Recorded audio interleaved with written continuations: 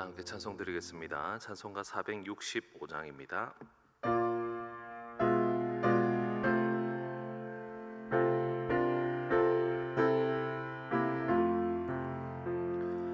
주 믿는 남 위해 진실하고 날 보는 자 위해서 정결코 담대하여 이 세상 환난 중에 나 용감히 늘 승리하리라. 나 용감히 늘 승리하리라. 저 원수도 내 참된 친구 삼고 남 주면서 행한 일이 주리. 연약한 나 늘 온유 겸손하여 늘 섬기며 기쁘게 살리라.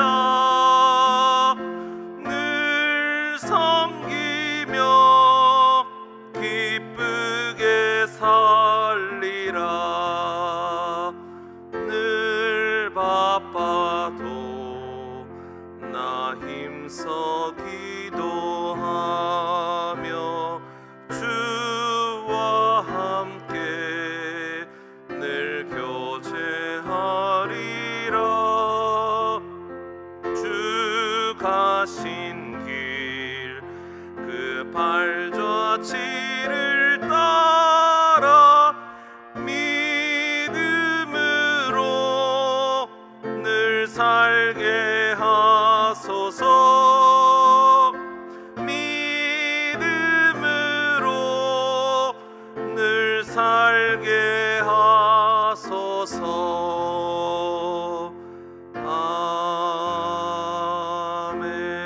아멘. 다 함께 기도드리겠습니다. 오늘은 목요일입니다. 교육부서와 교육목자 그리고 다음 세대의 신앙 전수를 위해서 기도합시다. 또한 우리의 네 번째 비전인 말씀을 사랑하고 기도를 즐거워하는 교회가 되게 해달라고 기도합시다. 또한 특별한 기도 제목이 있습니다. 이광옥 집사님, 정규영 목장의 이광옥 집사님이 오늘 오전 10시에 삼성의료원에서 암 수술을 진행하십니다. 수술 통해서 암세포가 온전히 제거되게 하시고 림프절의 전이가 줄어들게 하여 달라고 우리 간절히 이광옥 집사님을 위해서 함께 합심해서 기도드리겠습니다. 하나님 아버지 감사합니다. 주님께서 우리에게 귀한 다음 세대를 허락하여 주시고 모든 교육부서들을 통하여서 우리의 다음 세대들이 온전히 하나님을 찾을 수 있도록 좋은 기회와 여건들을 마련해 주심을 감사드립니다. 주님께서 키우시고 주님께서 가르치시는 이들이시오니 주님, 우리 이 귀한 사역에 동참하는 교육부서와 교육목자들에게 하나님의 은혜와 능력을 더하여 주시고 다음 세대의 신앙 전수가 온전히 잘 이루어질 수 있도록 도와주시옵소서. 또한 주님, 우리 교회가 말씀을 사랑하고 기도를 즐거워하는 교회가 되게 하여 주시옵소서. 하나님의 말씀 안에서 기쁨을 누리며 기도하기를 기뻐하여 기도의 자리가 더욱더 풍성하여질 수 있는 우리 교회가 되게 하여 주시옵소서.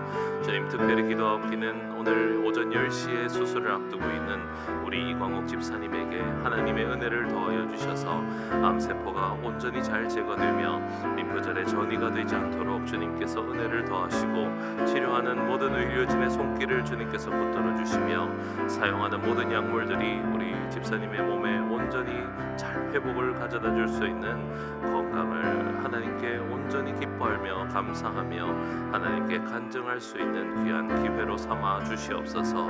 주님께서 치료하여 주심을 믿고 감사드리며 모든 말씀 살아계신 예수 그리스도 이름으로 기도드립니다. 아멘. 오늘 우리에게 주시는 하나님의 말씀입니다. 잠언 29장 1절부터 13절까지 말씀입니다. 잠언 29장 1절부터 13절까지 저와 여러분이 한 절씩 교독하시겠습니다. 자주 책망을 받으면서도 목이 곧은 사람은 갑자기 패망을 당하고 피하지 못하리라.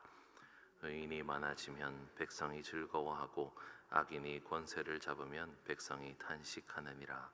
지혜를 사모하는 자는 아비를 즐겁게 하여도 창기와 사귀는 자는 재물을 잃느니라. 왕은 정의로 나라를 견고하게 하나 뇌물을 억지로 내게 하는 자는 나라를 멸망시키느니라. 이웃에게 아첨하는 것은 그의 발 앞에 그물을 치는 것이니라. 악인이 범죄하는 것은 스스로 올무가 되게 하는 것이나 의인은 노래하고 기뻐하느니라. 의인은 가난한 자의 사정을 알아주나 악인은 알아줄 지식이 없느니라. 거만한 자는 성읍을 요란하게 하여도 슬기로운 자는 노를 그치게 하느니라. 지혜로운 자와 미련한 자가 다투면 지혜로운 자가 노하든지 웃든지 그 다툼은 그침이 없느니라. 피 흘리기를 좋아하는 자는 온전한 자를 미워하고 정직한 자의 생명을 찾느니라. 어리석은 자는 자기의 노를 다 드러내어도 지혜로운 자는 그것을 억제하느니라. 관원이 거짓말을 들으면 그의 하인들은 다 악하게 돼. 함께 읽습니다. 가난한 자와 포악한 자가 섞여 살거니와 여호와께서는 그 모두의 눈에 빛을 주시느니라. 아멘. 네, 오늘도 계속해서 잠언의 지혜의 말씀이 나오고 있습니다. 오늘도 솔로몬은 악인과 의인 그리고 힘없는 자와 힘이 있는 자에 대한 지혜를 우리에게 알려주고 계십니다. 각절 각절마다 하나님께서 우리에게 주시는 풍성한 지혜로 새롭게 되는 새벽이 되기를 원합니다. 오늘 본문 1절 말씀을 보니까 책망을 받으면서도 목이 곧은 사람이라고 하는 표현이 나옵니다. 이 목이 곧다라고 하는 표현은 짐승이 멍에를 매려고 할 때 자꾸 매려고 하지 않고 피해 다니는 모습을 설명하는 단어입니다. 한마디로 무언가 잘못한 것이 있는데 재갈을 피하기 위해서 목을 꼿꼿이 세우고 피해가기만 하는 사람에게는 갑작스러운 패망, 피할 수 없는 패망이 있을 거다라고 말씀을 해주고 계십니다. 우리에게 잘못은 당연히 있습니다. 하지만 잘못된 것이 있다면 항상 바로잡기 위해서 애를 써야만 합니다. 하지만 그렇지 못한 사람이 있습니다. 내가 잘못인 줄 알면서도 그걸 조정하고 그 책망을 통해서 그 잘못을 고쳐나갈 생각을 하지 않는 사람들이 있습니다. 나는 원래 그렇다라고 이야기하기 좋아하는 사람, 혹은 나는 이 점은 내가 단점인 거 아는데 다른 점은 괜찮지 않냐라고 설득하는 사람들이 있다는 겁니다. 내가 잘못이라는 것을 안다면 우리는 반드시 고치기 위해서 노력해야 합니다. 내가 잘못된 점을 당연한 것으로 다른 사람이 받아들여 주기를 기다려서는 안 됩니다. 그렇게 한다면 결국 피할 수 없는 갑작스러운 패망이 우리의 삶에 찾아오게 된다는 지혜입니다. 2절 말씀을 보니까 의인은 백성으로 하여금 기쁘게 만들고 악인은 백성으로 하여금 탄식하게 한다라고 말씀합니다. 의인과 악인은 스스로만의 문제가 아닙니다. 의인은 나 혼자만 즐겁고 악인은 나 혼자만 망하는 것이 아니더라라는 것입니다. 의인은 주변 사람들에게 기쁨을 주고 악인은 주변 사람들에게 고통을 준다는 것을 기억하고 자신으로 인해서 나 스스로로 인해서 혹시 고통받는 자는 없는지 내 주변을 잘 돌아본 후에 나로 인하여서 기쁨을 누리는 자들이 내 주변에 많아지기를 추구하는 우리의 삶이 되어야겠습니다. 3절 말씀을 보니까 지혜를 사모하는 자에 대해서 설명을 하다가 그에 반대되는 사람으로서 창기와 사귀는 자를 언급하고 있습니다. 한마디로 지혜를 사모하는 자가 아닌 것은 결국 창기를 사귀는 것과 같다라고 말씀해 주는 것 같습니다. 하나님의 뜻에서 벗어나기 시작하면 결국은 여기까지 가는구나 싶을 정도로 최악의 경우로 가는 것이 사람입니다. 우리는 지혜를 선택하여서 지혜를 사귀는 자들이 다 될 수 있기를 바랍니다. 사절을 보니까 정의가 아닌 뇌물로 문제를 해결하는 것은 결국 망하는 길이다라는 것을 볼 수 있습니다. 우리는 모든 상황 가운데에서 우리가 좋아하는 사람 혹은 우리가 좋아하는 재물들에게 우리의 의견을 굽히지 아니하고 항상 정의롭게 살아갈 수 있길 축복합니다. 5절 말씀을 보니까 이웃에게 아첨하는 자에 대해서 나옵니다. 이웃에게 아첨하는 이유가 무엇이겠습니까? 그 이웃이 나에게 도움이 되기 때문 아니겠습니까? 사람은 누구든지 자기에게 도움이 되는 사람에게는 아첨을 합니다. 그 사람이 잘못된 점이라 하더라도 그것을 칭찬합니다. 바른 칭찬은 좋은 것이지만 아첨은 절대 해서는 안 되는 일입니다. 이 5절 말씀에서 이 그물이 그 앞에 치는 것과 같다라고 했는데 그 대상이 누군지는 명확하지는 않습니다. 아첨을 하는 사람 앞인지 아니면 이웃 앞인지는 우리가 본문을 통해서는 정확하게 알 수가 없지만 제가 볼 땐 두 가지 다입니다. 아첨을 하는 사람도 그리고 아첨을 받는 사람도 그 앞에 그물을 치는 것과 같은 결과를 낳을 것입니다. 우리 발 앞에 그물이 있다면 우리가 아무것도 모르고 걷다가 그 그물에 걸려서 반드시 넘어지게 됩니다. 우리는 아첨이 아닌 바른 칭찬과 정의를 세워야 할 줄 믿습니다. 본문 6절에 보니까 악인이 범죄할 때 악인은 패망하지만 의인은 노래하고 기뻐할 것이다 라고 말씀합니다. 왜냐하면 이것은 악인이 스스로 넘어지는 길이기 때문입니다. 악한 사람은 결국 스스로 넘어집니다. 그래서 의롭게 살아가던 사람은 그것을 보면서 기뻐하고 즐거워할 수 있다라는 말씀이죠. 그런데 문제가 하나 있습니다. 이 악인이 범죄하는 것이 의인을 대상으로 했을 때입니다. 악인이 스스로 무너지는 것은 좋은데 의인은 피해자가 되어 있다는 것입니다. 하지만 성경에서는 의인이 피해자가 되어 있을 때라 하더라도 기뻐하고 즐거워하라고 말씀하십니다. 왜냐하면 그 피해는 하나님께서 갚아 주실 것이기 때문입니다. 예수님께서도 마태복음 5장 11절 12절에 이렇게 말씀하십니다. 나로 말미암아 너희를 욕하고 박해하고 거짓으로 너희를 거슬러 모든 악한 말을 할 때에는 너희에게 복이 있나니 기뻐하고 즐거워하라. 하늘에서 너희의 상이 큼이라라고 말씀을 하셨습니다. 이 악한 자들이 스스로 넘어지는 것을 기뻐하고 또한 악인이 우리에게 피해를 끼쳤을 때에도 오히려 기뻐할 수 있는 우리가 될 수 있길 바랍니다.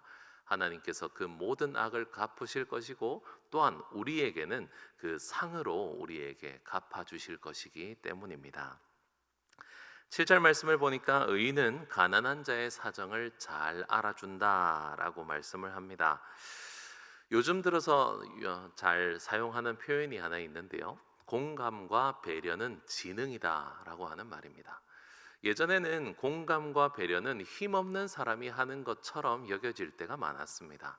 힘이 많으면 다른 사람의 사정을 이해할 필요가 없이 내 마음대로 할 수 있는 세상에서 우리는 살아왔었습니다.